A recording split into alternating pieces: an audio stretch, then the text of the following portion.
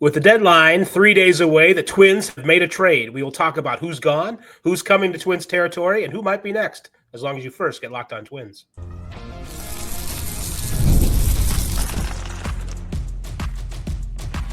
You are Locked On Twins, your daily Minnesota Twins podcast. Part of the Locked On Podcast Network, your team every day. Hello again, everybody, and welcome back to Locked On Twins, your daily go-to source for the top Minnesota Twins insight, discourse, and analysis. Personally, it's my favorite show of the Imperial Locked On Podcast Network, which, by the way, brings you your team every day, and don't you forget it. And also, don't forget to hit like and subscribe where applicable. I'm Dave Brown, an MLB writer who wouldn't trade this podcast for anything. I'm also a BBWA member and a Hall of Fame voter. Across the Great Plains of cyberspace is Brandon Warne, who actually correctly guessed the return on this trade in Twitter that the Twins made today. Amazing. Brandon was a Twins fan who became a Twins writer, and now he's both. He's also a Twins psychic. You can find his work at the Access Twins newsletter and mine periodically at Zone Coverage. On this podcast, the Twins have traded the sheriff, Chris Paddack, not Scott Paddock, we can't do that anymore, and fan favorite Randy Dobnak, for teenage minor league catcher Enrique Jimenez. We'll talk about who's going, who's coming, and who's next. Could be you. But first, we want to let you know that this episode is brought to you by Monarch Money. Take control of your finances with Monarch Money. Use the code LOCKEDONMLB at monarchmoney.com for 50% off your first year. Brandon, your guy, Enrique Jimenez, is on the way. I mean, maybe you didn't know who he was before today, but before anybody else knew who the trade return was, other than the Twins, other than Falvey, great trade, you said Enrique Jimenez is on his way to the Twins territory. Congratulations. Pat yourself in the back. Yeah, like the old Barry Horowitz in WCW. That was his taunt, was he would do that after making a good move. Yeah, I kind of thumbed through the Tiger system. It's a great Tiger system, frankly. And I knew that they were strong in catchers with Briseño and Liranzo. I always want to say Liriano and then Lirianzo, but Liranzo, they're fourth and fifth prospects. So not on the forefront of their catching depth chart. Jimenez, quite a ways off. Just a teenager, just a wee lad.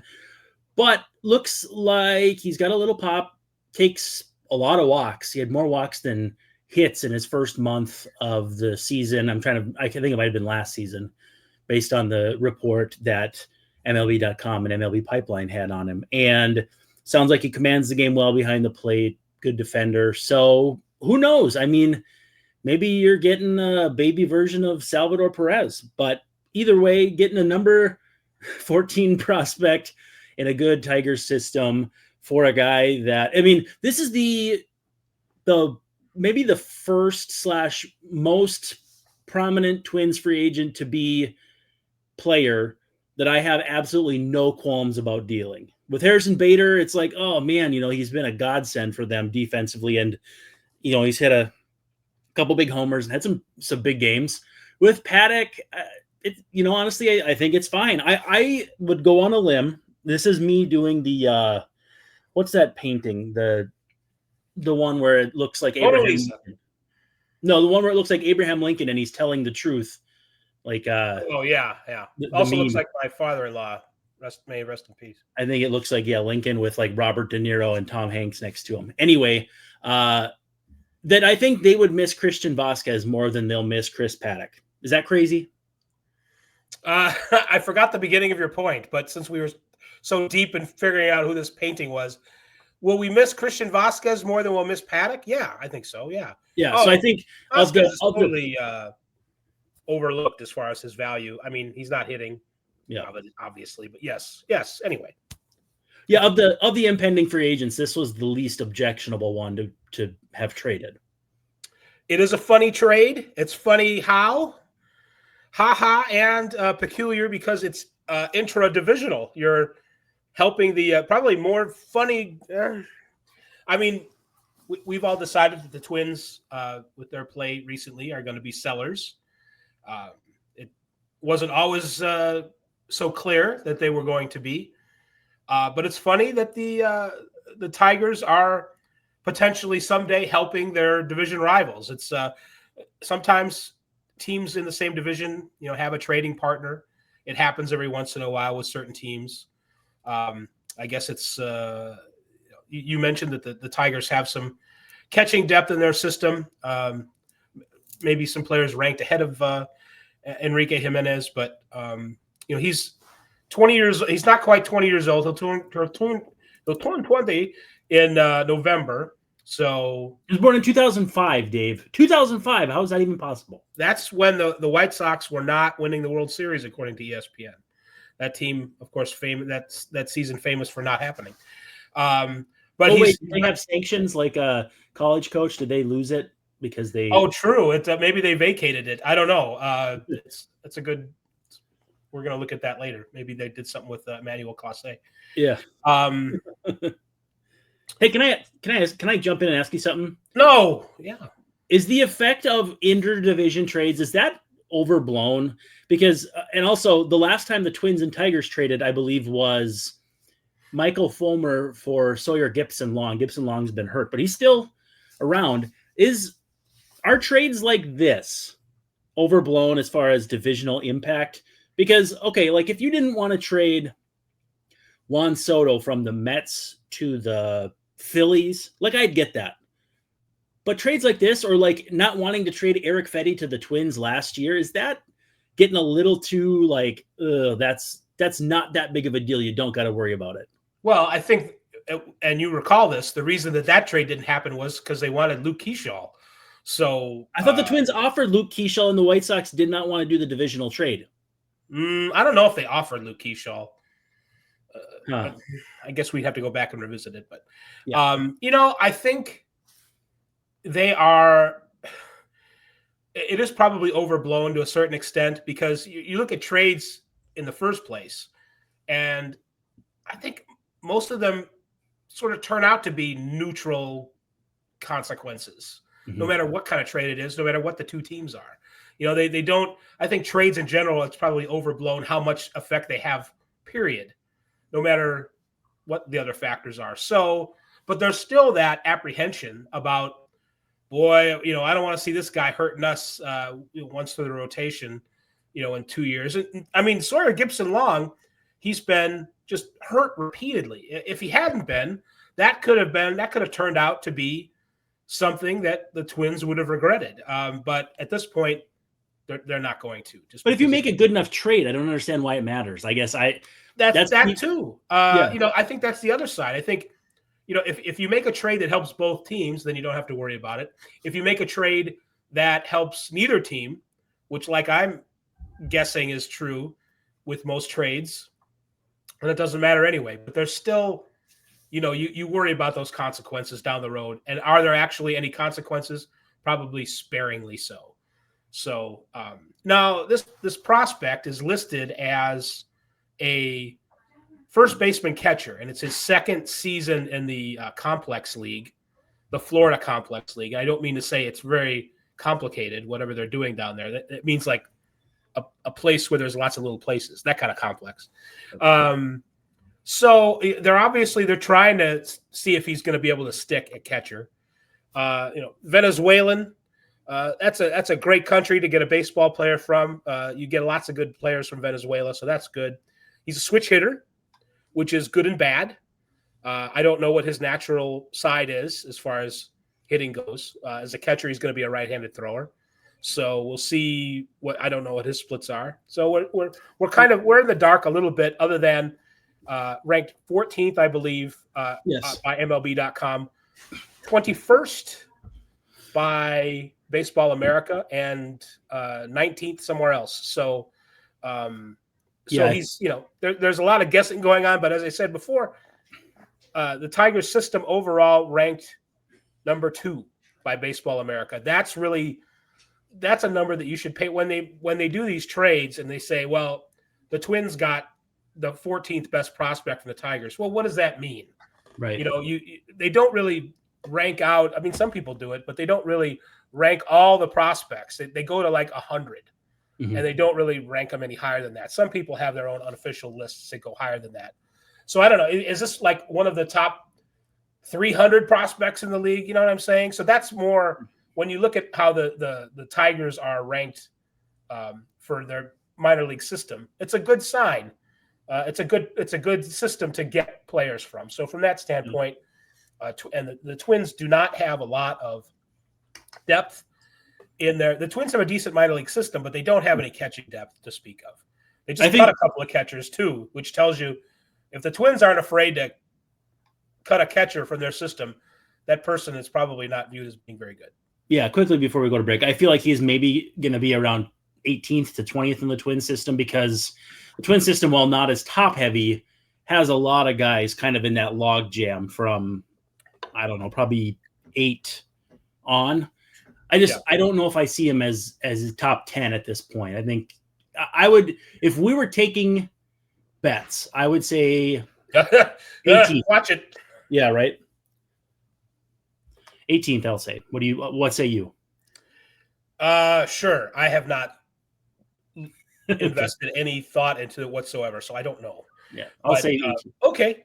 18 sounds good. Sounds good. But we'll ask, maybe we should have who should we have on? Aram Layton. Cameron or? I'll have Aram Layton. I love Aram. Yeah, okay.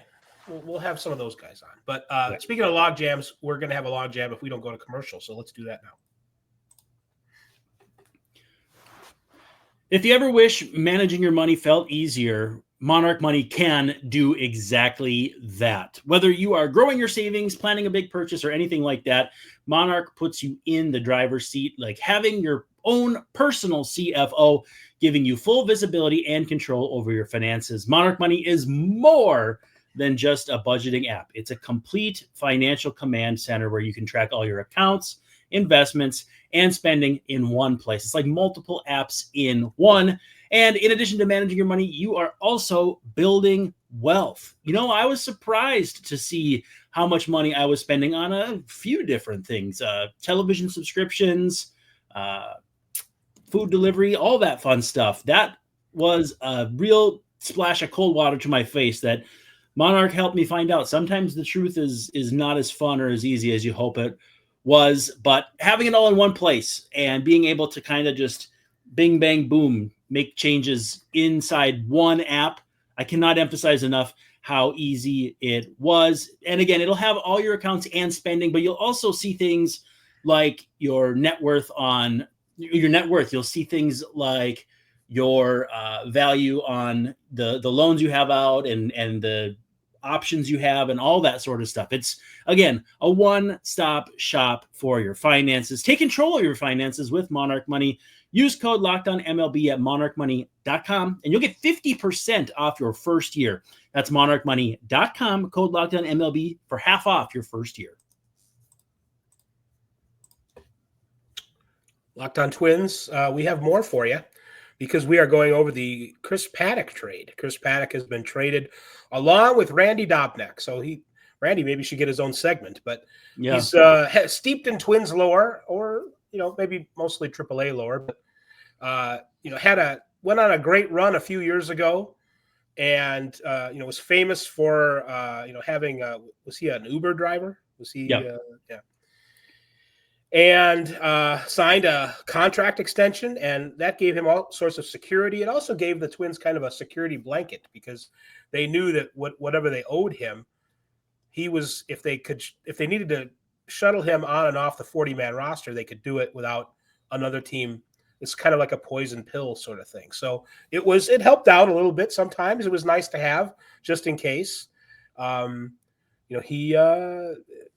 It didn't turn out to be a great move by the Twins, giving him that money, but there are worse things you could do.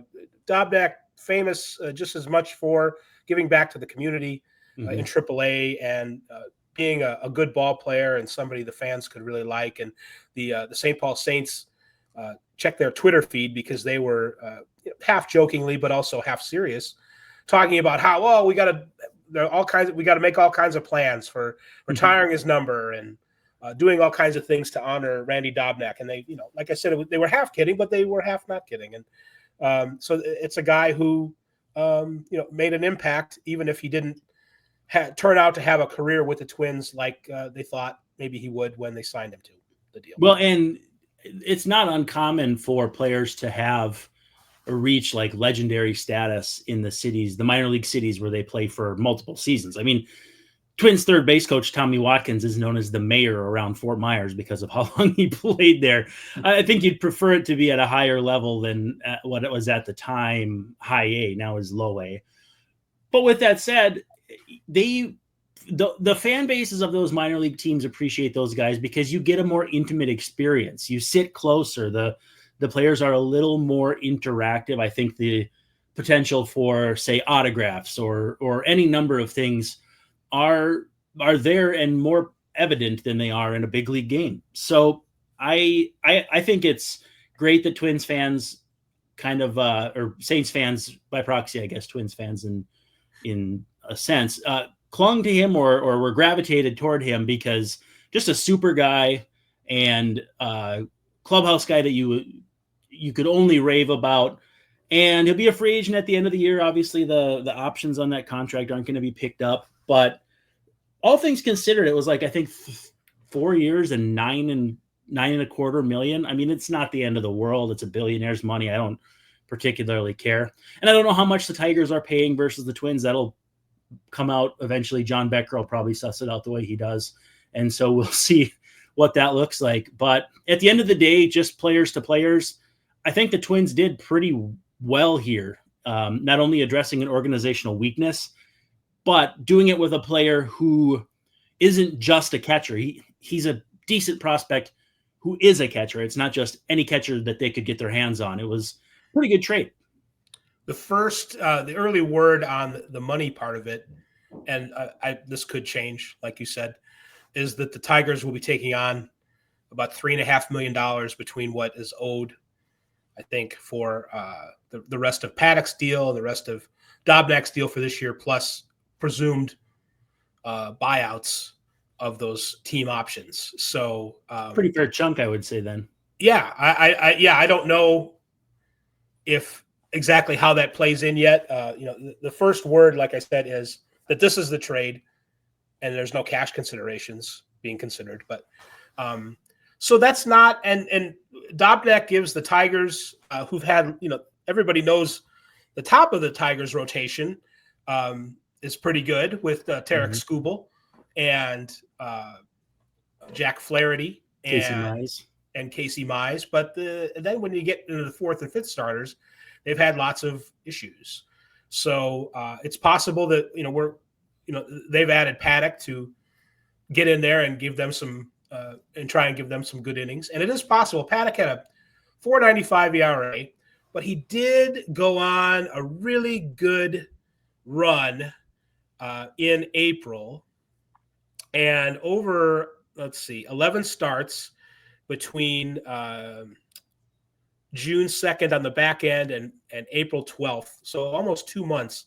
He had a 2.25 ERA in 11 starts. The team went 3-8 in those starts because the Twins were legendary for not giving Paddack any run support. So, people were joking yesterday, I find it hilarious that a team like the Dodgers or any team in contention would give someone like Chris Paddack the time of day. He's not a team that helps a winning team in any way. But I think if you look at the state of pitching, Paddack is capable of being a pretty decent fifth starter and had some really good turns for the Twins this year. Overall, 4.95 ERA isn't that good, obviously. But he did have a nice game against the Dodgers the other day, and he had that good run from April to mid-June where he was able to have some good performances. So, this is somebody who theoretically could help the Tigers win a division. And it's just funny how things kind of turn out. And then Dobnak gives them the same kind of flexibility. If the Tigers make a lot of moves with the end of their rotation and the end of their pitching staff, it's possible that we are going to see Dobnak come back and go back and forth and maybe make a spot start or be available out of the bullpen and be a guy that is not going to be lost to waivers because no one's going to pick up. Though at this point, the amount of money left owed to him is a lot less. So, maybe because I had someone close to Randy told me that he felt like the Twins could kind of exploit this loophole for the first half of the season, but once the guaranteed value became low enough, it wasn't as much of an option. Well, he's going to have to pitch pretty well still for anybody to be. He's going to have to put in several good performances on a major league level to be somebody the Tigers could be concerned about losing if they put him on waivers. So right. But there's that. We should take our second break, and then I have a question for you coming out of the break, if you don't mind. Is that all right? Well, okay, I'll have an answer, I guess. I wanna break down the nature of this trade for the Tigers, because it's interesting times in Tigerland, but we'll do that in just a moment. But first, we have to give some love to a new sponsor. It's Game Day Hue. So this hat that you see right here, Vikings fan like me, I got a Vikings color one because I have, as you can see, head to toe Twin stuff. So I thought, you know what? I will get an accent for my Vikings collection. Like to wear a lot of Viking stuff too.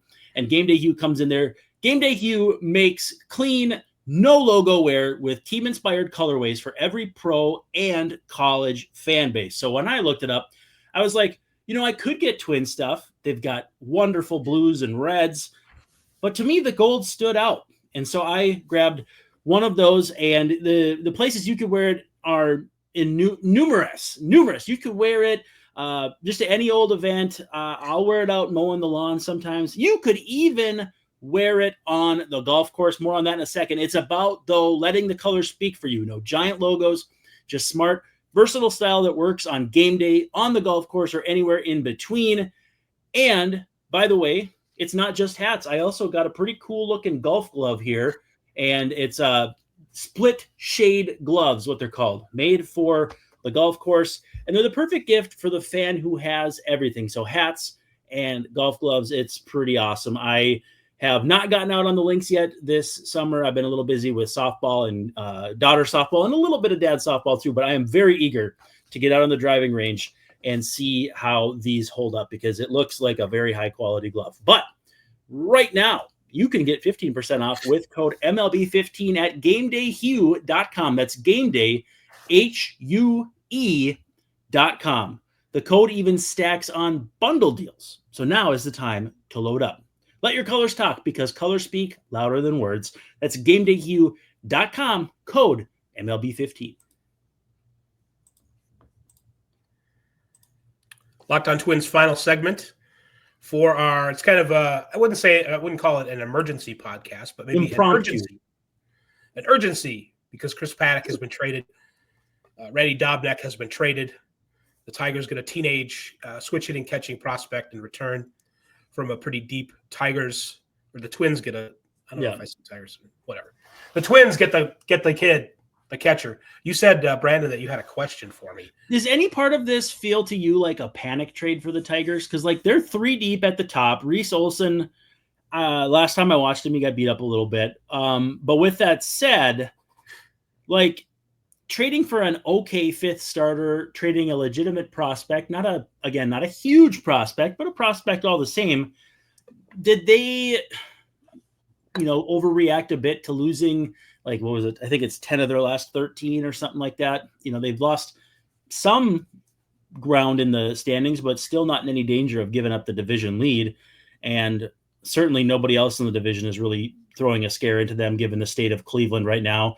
And even Kansas City, they're making additions, but they're languishing around 500. I don't know. I felt like maybe the Tigers felt a little pressured to make a move and did so right here. I don't know that I would call it a panic, but I would say Paddack. I would call it a Paddack. That's right. If you got a cold, a panic trade is a Paddack trade. It was a Paddack trade because I have a cold, and that's how I'm talking. It was a Paddack trade. There you go. Keep this in mind. 2 things. One, we know that when you get a lot of bad starting pitching, then the pressure starts to multiply on the rest of the pitching staff. I think that's probably what they're avoiding. I think they're hoping that Paddack can get on a good roll, They probably watched his last start against the Dodgers and said, "Oh, well, that's not too bad." And he's somebody that can go 5 or 6 innings into a game every time, and sometimes he went more. For all the bad numbers that Paddack had in the end, an ERA near 5, there were lots of other times. It's just what kind of season is Chris Paddack having? Well, it depends on when you ask. Yeah. There are lots of other times when you'd ask that question and you go, in his last 3 starts or 4 starts, he really saved the Twins bacon for whatever that ends up being worth. Yeah. But when other pitchers were getting shellacked, he was coming through with good starts. And of course, there are other times when he would be the shellacked. Yeah. But so one, it's a little bit of an urgency move on the part of the Tigers, who apparently aren't interested in adding like a really, really good starter. Right. So they've got Skubal and Flaherty and Mize and Olsen, and that's probably going to be their postseason rotation. Paddack, then, as we've talked about with the Twins, he's shown the capability of getting a couple outs in a playoff game as a relief pitcher. So I think that's like the back half of where he fits into their plans. He's someone who can kind of stop the bleeding. They called up Troy Melton, who was one of their mid-range prospects, to do a start, and it didn't really go out. It didn't really go off that well. But Skubal, they get back from paternity leave. They have Jack Flaherty. They have Casey Mize. Reese Olson, for the most part, since he's been up, has been solid. And so Paddack kind of rounds that out. They don't have a huge need in starting pitching, but what they want to avoid is somebody taking a turn every 5th day and just blowing the whole thing up and throwing it up for grabs and getting their entire pitching staff in a poor position. So you've got that, and then you've got Paddack, who could be a guy that you bring in for an inning or two in a playoff type situation. And they were very successful in piecing games together, bullpen games like that in the playoff run that they had last year, a season ago. And Paddack conceivably could help them do that again this year. Yeah, I think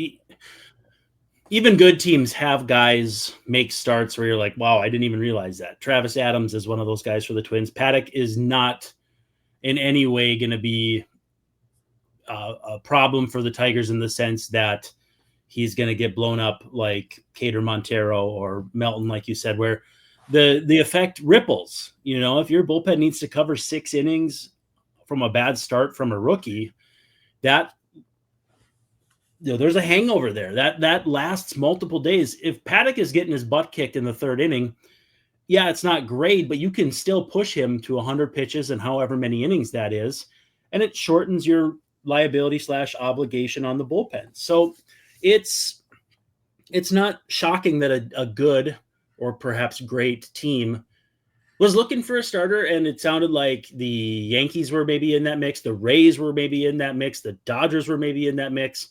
That's not coincidental. Good teams are still in need of pitching depth, and so the fact that the Twins got a pretty good prospect, that I'm giving it the great trade Falvey boom stamp of approval. I was going to say seal of approval. Yeah, we're almost done, but we want to look ahead maybe a little bit. Bobby Nightingale tweets from the Star Tribune. The Twins saved about $3.5 million from this trade. They have 5 more players who can reach free agency at the end of the season. So that was Paddack's status. Willi Castro, Harrison Bader, Danny Coulombe, Christian Vasquez, and Ty France. It would probably be hard to trade Ty France unless his numbers against lefties are better than I thought they were. But he's a guy who can play the position. He's still one of the top 5 or so defensive people on by metrics on defense at first base, something like that. Yeah. Or maybe not that good. Maybe I'm thinking of something. Maybe I'm thinking of Carlos Santana. Well, even still, he's been more than acceptable. He's been good on defense. Vasquez is a guy who's, I don't know if they're going to move him or not, or if someone has any interest, but he does have World Series experience, and he's still pretty good behind the plate. I would say there's a non-zero chance Christian Vasquez is moved. Coulombe, I expect him to go. I think that makes a lot of sense for a lot of reasons. And I think there's a pretty good chance that Castro and Bader would go and that they would get somebody significant, better than what they did for Paddack. It wouldn't surprise me if at least 3 of these guys are dealt in the next 3 days. Yeah, no, I can only agree. And who knows if also someone like Duran goes too. It's bound to be spirited and active, if not a little bit disappointing. Speaking of spirited, we want to make sure that you are subscribed to Locked On Twins, because that way you don't miss any of the great Twins content that we have for you. And that includes not only this podcast, but the Twins postcast with Luke Inman, which comes live after the final out of every game. Isn't it great? You watch a Twins game these days and you get more Twins content right after. I can't think of anything more enjoyable.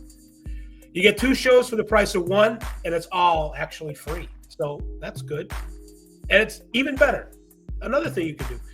We want to thank you for making Locked On Twins your first listen today. For your second listen, or maybe your third if you're counting the postcasts, we want you to do the all-new Locked On MLB Game Night. Go there and find it every game, every night, all season long. MLB Game Night gives you local analysis on a national scale. Find MLB Game Night on Locked On MLB or YouTube or wherever you listen to podcasts. So for my good friend Brandon Warne, this is Dave Brown wishing you all a very pleasant good evening, saying that we will Alexei Casilla, he's not on the block, he's retired, tomorrow night.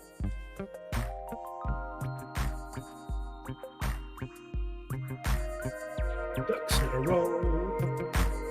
Get your ducks in a row, Falvey. Ducks in a row.